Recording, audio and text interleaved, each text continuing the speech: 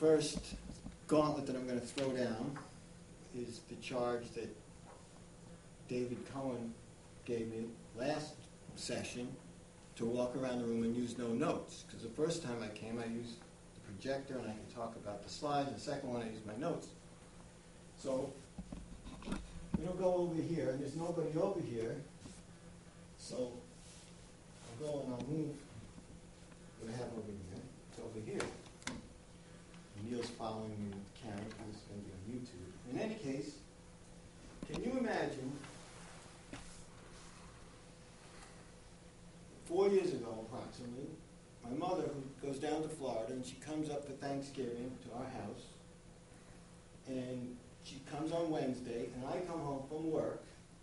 I'm a dentist, and I come home, and she's sitting at the table, and can you imagine, and I take off my sport jacket, and I get comfortable, you know, and I put it down, and I take off my tie to get comfortable, and my mother looks at me, and she says, "Jeffrey, can you imagine your mother saying this?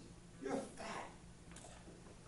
Let me get my tie off, because there's more to it. So I said, so I ran upstairs on the scale, and I weighed myself, and I weighed 186 pounds. It took longer than I thought.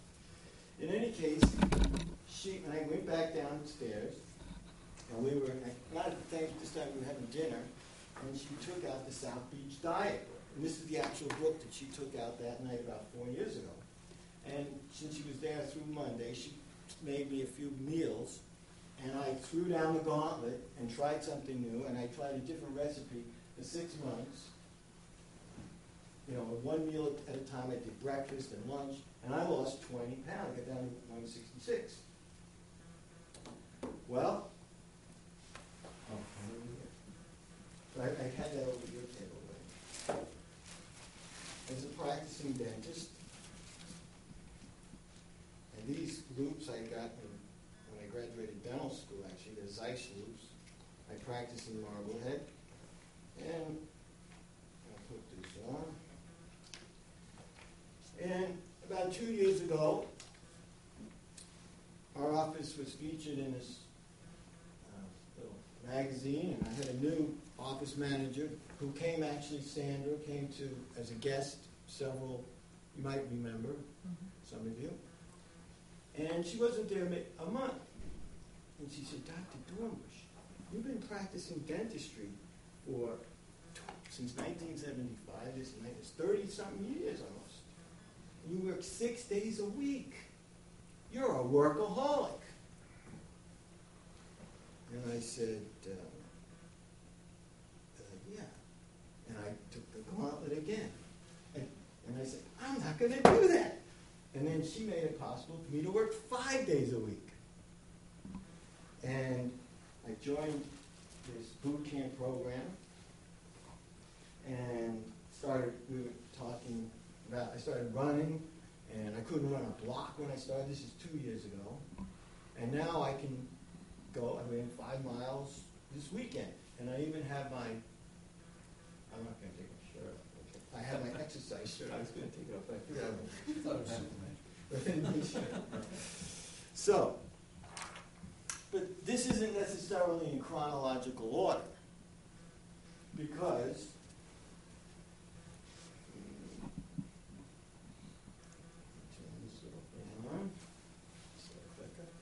about when I was in 10th grade, which goes back to 1960-something, my 10th grade English teacher, Mrs. Thompson, who I remember, we had 6 marking periods. In the first marking period, she gave me a D in English.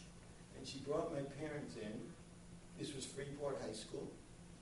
She brought them in. It was a public school. And she said, "He's not probably even going to make it to college." And again, here's my gauntlet. I didn't even think of throwing down the gauntlet, but I was determined I was going to prove that lady wrong. And I ended up going to dental school. And actually, I went back to visit Mrs. Thompson with my friend. When I got out of dental school, I said, "Look at me." And then, about 3 years ago, on a parent-teacher's night, our son Eric, who goes to Landmark School, because he was having, in 4th grade, he was reading. And it was a parent-teacher's night. And Jonathan Mooney, I don't know if you ever heard of him, but he's the author of this book, Learning Outside the Lines. And he was 28 years old, walking in front of the parent and teachers at Landmark School, saying, do you know him? Oh, okay. That he couldn't read or write until he got to the 6th grade, and he was labeled stupid, lazy, and crazy, and put in the back of the room as hyperactive. And he didn't start reading until his mother started reading aloud to him, and he had a voice dictation thing, and he did voice dictation, that's how he wrote. And he ended up going to Brown University as an English major, and stood up there and was there as doing a book signing, said, walking and prancing back and forth, saying he still couldn't read or write in a conventional fashion. And that he still had to use voice dictation. And so, I went and got myself an iPod, and I plugged it into my car, and in the last 2 or 3 years since then, I've listened to 20 books. Good to Great, The Tao. Amidst the rush of worldly comings and goings, I observe how all endings become beginnings.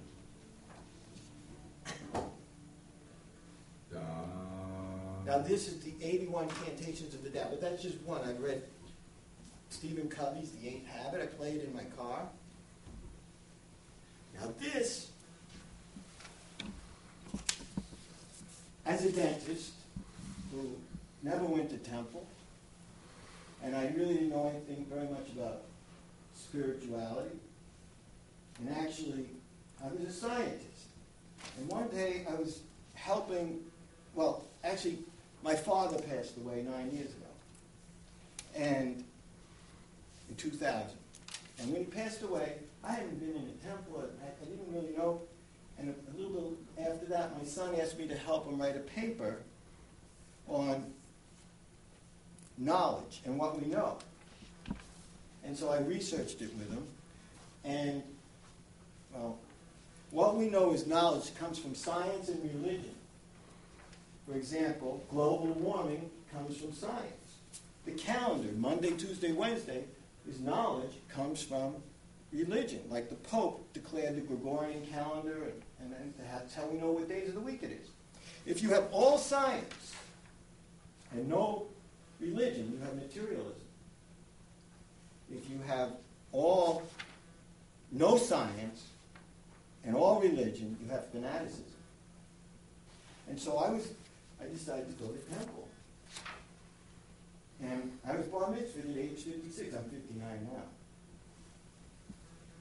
And lastly, I